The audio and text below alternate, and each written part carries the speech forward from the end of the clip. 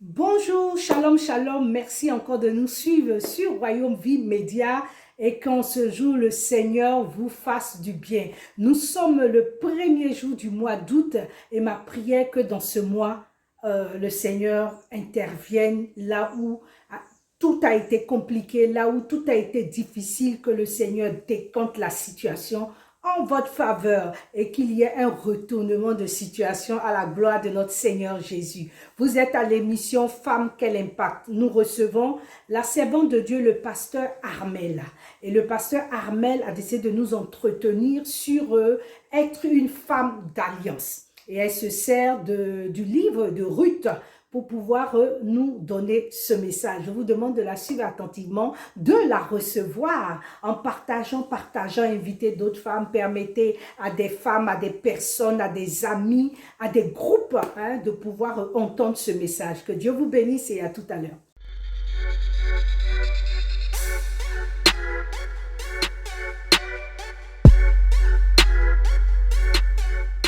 Shalom, shalom à tous, soyez bénis. Je suis pasteur Armel et je suis ravie de vous retrouver sur notre espace de la télévision Royaume Vie Média. Shalom à la servante de Dieu, Élie, à toutes les mamans qui sont connectées sur cette plateforme. Aujourd'hui, nous allons voir dans la rubrique Femme, quel impact être une femme d'alliance. Donc, être une femme d'alliance basée sur notre texte de Ruth, du chapitre de Ruth dans l'Ancien Testament. Que le Saint-Esprit utilise cette exhortation pour fortifier, pour renouveler, pour encourager une maman qui est en train de traverser, on va dire, des défis de la vie ou de traverser des moments difficiles, que au travers de la parole, la femme de Dieu puisse recevoir la force, l'encouragement, le boost nécessaire pour continuer à avancer, pour accomplir les desseins de Dieu qui sont attachés à notre vie, pour toujours demeurer un encouragement à notre tour, une source de motivation dans la vie de d'autres personnes par la grâce de Dieu au nom de Jésus-Christ de Nazareth. Car nous sommes des porteuses de vie. Dieu nous a oint et nous a donné la grâce de pouvoir partager des choses merveilleuses que nous avons reçues de la part de l'Éternel. Donc il nous faut à un moment donné dépasser les situations difficiles, expérimenter des témoignages de la part de l'Éternel pour continuer à être nous-mêmes des témoignages vivants pour la gloire de Dieu. Donc nous allons lire notre texte de base dans le livre de Ruth 1. Ruth chapitre 1, je lis les premiers versets pour quand même nous situer dans le contexte. Il est dit au verset 1, du temps des juges, il y eut une famine dans le pays. Un homme de Bethléem de Juda partit avec sa femme et ses 2 fils pour faire un séjour dans le pays de Moab. Donc il s'agit de cet homme qui s'appelle Elimelech qui est parti avec sa femme Naomi et ses 2 enfants, ses 2 fils au pays de Moab parce qu'il y a eu une situation qui était un peu de famine, en fait une situation de sécheresse, de compliqué. Il fallait se mouvoir selon lui dans le pays, au pays de Moab pour pouvoir trouver du repos. Et arrivé là-bas, ses fils ont épousé des Moabites. Malheureusement, l'avenir n'a pas été très radieux. La parole nous déclare que la Bible de Dieu nous dit au verset 3 que Elimelech, le mari de Naomi, est mort. Elle est restée seule avec ses 2 fils et les 2 fils aussi sont décédés. Donc voici là où commence notre histoire, celle de Naomi avec ses belles filles. Au verset 8, donc je vous épargne la lecture, vous pouvez lire tout le chapitre 1 de Ruth 1. Il est très enrichissant. Le livre n'est pas très long, mais vous pouvez lire tout le livre. Donc au verset 8, Naomi dit à ses 2 belles filles, allez, j'ai perdu mes enfants, j'ai perdu mon mari, je ne peux rien vous apporter. Donc allez retourner chacune à la maison de sa mère, que l'Éternel use de bonté envers vous, comme vous l'avez fait envers ceux qui sont morts et envers moi-même. Et donc, elle a renvoyé ses belles filles. Mais nous voyons là 2 cas de figure. On a 2 écoles. Les 2 belles filles, donc l'une s'appelle Ruth et l'autre Orpa. Les deux ont reçu la même exhortation de la part de la belle-mère. Mais qu'est-ce qui s'est passé? On va quand même lire pour se retrouver dans le texte. Elle dit, donc verset 9, que l'Éternel vous fasse trouver à chacune du repos dans la maison d'un mari. Elle les embrassa, elles élevèrent la voix et puis ils ont pleuré. Parce qu'en d'autres termes, je suis vieille, je n'ai pas de fils encore à vous donner, je ne peux pas faire d'enfant pour vous.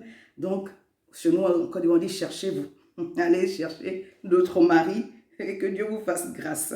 Au verset 10, elle lui dit, nous irons avec toi vers ton peuple. Naomi dit, parce qu'en réalité, le mariage est une alliance. Elles ont quitté leur famille pour s'attacher au fils de Naomi. Donc, elles sont devenues une famille avec Naomi, avec la famille de Naomi. Donc, il n'y avait pas de raison, en fait, de retourner en famille, chez elles, on va dire. Elles ont dit, non, on va venir avec toi. Verset 11, Naomi dit encore, retournez mes filles, pourquoi viendrez-vous avec moi? Ai-je encore dans mon sein des fils qui puissent devenir vos maris? Retournez. Donc, Naomi insiste, elle leur dit, retournez au verset 12. Je suis trop vieille pour me remarier. Et quand je dirai, j'ai de l'espérance, que cette nuit, je serai avec un mari et que j'enfanterai des fils, attendrez-vous, parce qu'il y a un âge pour se marier aussi. Vous allez attendre que les enfants grandissent pour pouvoir vous marier? Non. Au verset 14, elles élevèrent la voix donc ensemble, elle pleura. Et Orpa embrassa sa belle-mère et puis Ruth s'attacha à elle. Alléluia. Verset 14 dit, Orpa a embrassé sa belle-mère. Elle est partie. Elle a dit, comme tu insistes beaucoup. Comme toi-même tu dis, tu nous as bien clarifié la situation. Il n'y a pas d'espoir de mariage. Comme tu insistes, bon, merci beaucoup maman, que le Seigneur te fortifie, je trace ma route. Mais la Bible dit que Ruth est restée. Et c'est cela l'objet de notre exhortation. Ruth est restée parce qu'elle a eu la révélation qu'elle devait rester attachée à cette femme. Être une femme d'alliance, c'est-à-dire déjà comprendre le fondement de l'alliance. L'alliance, c'est un engagement. C'est un accord entre deux personnes. Et lorsque nous nous engageons avec une personne, les intérêts de l'autre personne deviennent nos intérêts. Lorsque nous nous engageons avec Dieu, bien-aimé, les intérêts de Dieu doivent devenir nos intérêts et nos intérêts deviennent les intérêts de Dieu. Je vais vous garantir une chose. Il n'y a personne qui a fait alliance avec Dieu qui était perdant. En réalité, qu'est-ce qu'on même on peut donner à Dieu? Dans l'alliance avec Dieu, nous sommes gagnants-gagnants. Mais le Seigneur va nous demander de faire des choses. Alléluia. Il y a une obéissance derrière, en fait, cet engagement de l'alliance. Et Ruth avait compris cela. Sa famille est désormais devenue la famille de Naomi. Quoique Naomi n'avait pas l'apparence de la prospérité. Elle n'avait pas, en fait, il n'y avait pas de possibilité pour elle, en fait, de concevoir dans son esprit que Naomi puisse lui rembourser quoi que ce soit. Elle s'est dit, mais cette femme ne peut rien me donner, mais je vais me sacrifier pour elle. Je ne sais pas si quelqu'un me suit. Cette femme ne peut rien, on va dire humainement, m'apporter, mais je vais me sacrifier pour elle. Quand je vais m'attacher à elle, je n'ai pas tout de suite, en fait,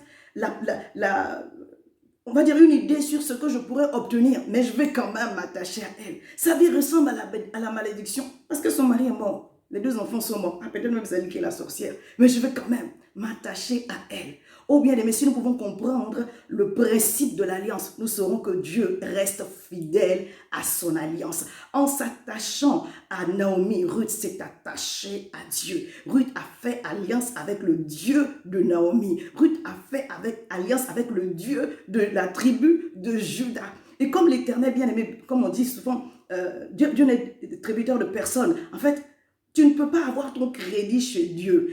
Quand tu donnes, quand tu te sacrifies, bien aimé, l'Éternel prend en considération. C'est pourquoi, lorsque le peuple de Dieu criait en Égypte, soupirait vraiment après l'Éternel, avec les souffrances que le Pharaon leur infligeait, la Bible dit que l'Éternel s'est souvenu de son alliance avec Abraham, Isaac et Jacob dans Exode 2, le verset 23. L'Éternel s'est souvenu, Dieu se souviendra toujours de l'alliance que tu as tissée avec lui. Si Rahab a été épargnée avec toute sa maison, c'est parce qu'elle a fait une alliance avec les espions qui sont venus de la part de l'Éternel. Donc j'aimerais vraiment exhorter une femme aujourd'hui qui est en train de m'écouter. Arrête de te plaindre. Permettez-moi, on se parle en ce moment. Arrêtez de geindre, arrêtez de pleurer. Dieu ne répond pas aux pleurs. Dieu répond à la foi. Et à la foi qui est basée sur l'alliance. Parce que l'alliance avec votre Dieu va parler en votre faveur. Alléluia. Si le sang d'Abel continue à parler, bien aimé, c'est à cause de son alliance avec Dieu. L'alliance avec l'Éternel parlera en votre faveur. Il s'est passé plus de 400 ans. Les enfants de Dieu étaient en Égypte en train de souffrir. Mais Dieu s'est souvenu. Un homme peut oublier, mais votre Dieu n'oubliera jamais. tout ce que vous avez posé comme action. Quelqu'un m'a dit, mais pasteur Ahmed, tu ne sais même pas ce que j'ai déjà fait dans la maison de Dieu. Je dis, continue à faire et arrêtez de vous plaindre. Continuez à faire. Je parlais à une maman spécialement qui est en train de m'écouter. Continue à faire et arrête de te plaindre. Je parlais récemment à une personne qui m'est très chère et qui me disait, on a ri. Mais c'est la vérité. Vous savez, quand vous êtes en train de souffrir, vous n'avez pas envie de rire. Elle disait, quelle pleurs que je n'ai pas fait pour le mariage. Quelle pleurs que je n'ai pas, quelle prière que je n'ai pas fait. Si Dieu écoutait les pleurs, la situation serait déjà décantée. Et vous savez, vous et moi, que Dieu est un Dieu, notre Dieu est un Dieu de principe. Il est juste. Il est, excusez-moi, c'est ma conception, je ne dis pas que c'est écrit dans la Bible, il est carré sur ses principes. Alléluia. Une façon de parler. Il ne va pas déroger à ses règles pour une personne. Il reste attaché à ses principes. Et dans les principes de bénédiction, bien aimés, nous devons tisser une alliance avec l'Éternel. Alléluia. Parce qu'aujourd'hui, nous sommes héritiers de l'alliance qu'il a fait avec Abraham. C'est de la multiplication, c'est de la bénédiction. Nous avons reçu cette bénédiction au travers de la crucifixion de Christ à la croix et de sa résurrection. Au travers de Christ, nous avons reçu, Galates 3, verset 13, nous avons reçu la bénédiction du patriarche Abraham. Maintenant, c'est à nous de la manifester. Donc, comprenons, le principe de la grâce que Dieu nous donne, de la bénédiction, et de l'alliance qu'il est là avec nous, et entretenons cette alliance de telle sorte qu'elle puisse continuer à parler en notre faveur. Et Ruth avait compris cela. Alléluia. Ruth avait compris cet engagement avec l'Éternel. Ruth avait compris cette alliance avec l'Éternel. Et elle a renoncé, bien aimé, elle a renoncé à un mariage possible, à se refaire. Je ne sais pas si quelqu'un m'entend. C'est-à-dire qu'elle avait une patrie, elle avait un peuple. Alléluia. Elle avait un peuple qui était loin de Dieu. Elle aurait pu retourner à ses idoles. Elle a dit, je reste attachée à toi. La nourriture de son peuple, elle y a renoncé. La possibilité, parce qu'elle était veuve, de se remarier, elle y a renoncé. De retourner voir sa femme, elle y a renoncé. Lorsque nous faisons une alliance, bien aimée, cela va engager un renoncement. Cela va engager un sacrifice. En réalité, l'alliance que nous tissons avec Dieu, elle est nourrie, elle est attachée avec le sacrifice que nous faisons. Donc, je voudrais dire à une maman, tu soupires après l'Éternel, tu t'attends à Dieu.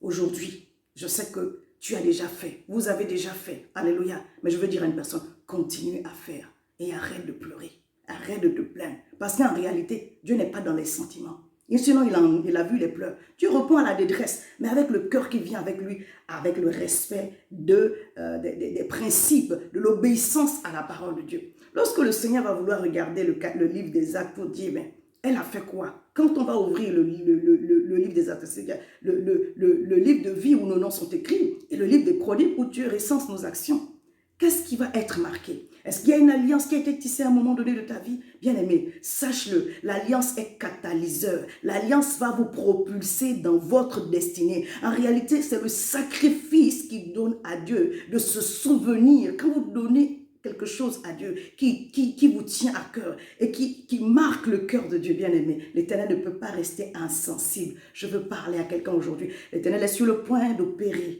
d'agir dans la vie d'une femme. Bien aimé, si tu vois d'autres personnes avancer, ne sois pas, on va dire, c'est pas de la jalousie, mais ne sois pas mécontent, ne sois pas frustré que Dieu ne s'occupe pas de toi. Il y en a même qui sont jaloux, ou il y en a qui sont jalouses. Ne sois pas jalouse, parce que Dieu a une bénédiction ou des grâces en réserve pour chacun d'entre nous. Chacun a son couloir. Alléluia. Ne sois pas non plus frustré si c'est la frustration. Parce que Dieu a des grâces pour toi spécialement. Regarde à la vie des autres et demande qu'est-ce qu'ils ont fait. Quelle est la démarche. Alléluia. Et aujourd'hui, notre sujet, c'est d'être une femme d'alliance. C'est de comprendre quel sacrifice qu'il y a à faire derrière. 1 Roi 17 nous parle de cette veuve de Sarepta que le prophète est venu rencontrer. Lorsque le Seigneur envoyait le prophète vers cette veuve-là, il avait faim. Et la veuve avait un peu de farine chez elle. On ne va pas le lire, je vous laisse lire ce passage-là. Quand il est arrivé chez la veuve et qu'il a demandé à boire, il lui a envoyé à boire. Ça, ce n'était pas un problème. Il lui a dit, je veux manger. Prépare-moi un gâteau. Elle dit, c'est un Ivoirien. Excusez-moi, deux fois je me rappelle de... Alléluia. Elle dit, comment Dieu peut t'envoyer vers moi? Comment on dit chez nous? Aïe. Le gâteau qui est là, la farine qui est là, je prépare, je mange avec mon fils, on meurt, c'est fini. Il dit, non, vous n'allez pas mourir. Prépare et envoie-moi et je vais manger. alors que je serai vraiment, en tout cas, dans la joie de ton offrande, de ce sacrifice, en tout cas que je serai rassasié, tu verras ce que l'Éternel va faire pour toi. Il a insisté, c'est vrai, parce que la dame était en train de parler des paroles négatives. Il a dit, non, non, tu ne vas pas mourir. Fais ce que je te dis. Et elle a obéi. Alléluia. Lorsqu'elle a obéi, bien-aimée, elle n'a pas obéi à un homme, elle a obéi à Dieu. Parce que de vous à moi, l'Éternel était capable de nourrir son prophète par un ange, par des oiseaux, par des corbeaux. Et l'Éternel pouvait l'envoyer chez n'importe qui d'autre. Moi-même, des fois, je me pose la question, mais Seigneur, cette femme, elle est dans la galère. Et tu envoies le prophète Élie chez elle. Parce que Dieu voulait visiter la veuve de Sarepta. En réalité, c'est la veuve qui avait besoin du prophète et non le prophète de la veuve. Parce que l'Éternel est plus que suffisant pour envoyer ses serviteurs partout. Mais il a envoyé chez cette veuve pour qu'elle comprenne qu'il est le lien, le moyen par lequel la restauration viendrait dans sa maison. Lorsque son fils est tombé malade et qu'il est mort, au travers de la présence du prophète dans la maison, le Seigneur a permis à son serviteur de prier pour cet enfant et il est revenu à la vie. En réalité, Dieu voulait apporter la vie dans la maison de cette femme, l'abondance, la paix et la joie. Et il a envoyé son serviteur. J'aimerais que quelqu'un qui est en train de m'écouter arrête de se plaindre et commence à identifier quelles sont les portes que Dieu a déjà ouvertes dans ma vie. Quels sont les moyens par lesquels le Seigneur me donne de pouvoir tisser alliance avec lui pour pouvoir sortir de ma situation maintenant. Que l'Éternel nous donne des oreilles spirituelles pour recevoir. Parce que alors que tu seras en train d'obéir, d'arrêter de te plaindre, de pleurer, de gémir, de geindre, de faire toutes sortes de complaintes, et de commencer à avoir les yeux spirituels pour dire, Seigneur, il faut que quelque chose change. Le Saint-Esprit vous rappellera, peut-être qu'il y a une alliance que vous deviez faire auparavant, que vous avez omis de faire ou que vous avez refusé de faire.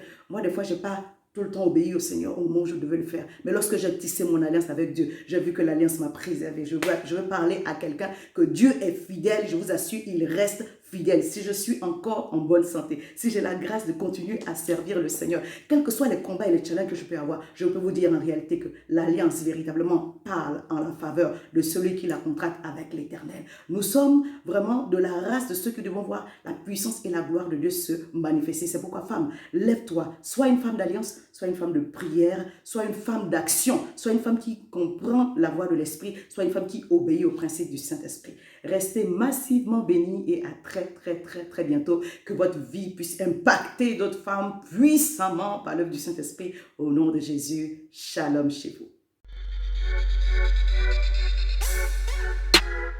Merci, servante de Dieu, merci, pasteur Armel, et merci à tous ceux qui nous ont suivis, tous ceux qui ont partagé, tous ceux qui ont béni des personnes autour d'eux, et que Dieu vous le rende au centuple.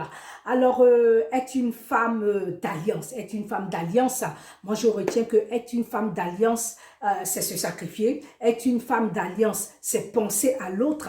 Et être une femme d'alliance avec le Seigneur, waouh, c'est penser à l'intérêt du Seigneur, c'est faire d'abord la priorité, c'est le Seigneur Jésus. Alors, je vais vous demander encore de partager. Oui, j'insiste parce que notre intérêt aujourd'hui, c'est de partager pour que des personnes soient sauvées, pour que des vies soient transformées, pour que des personnes soient encouragées, pour que des personnes puissent comprendre l'importance d'accepter le Seigneur, de marcher selon les voies du Seigneur. L'important, c'est de permettre à des personnes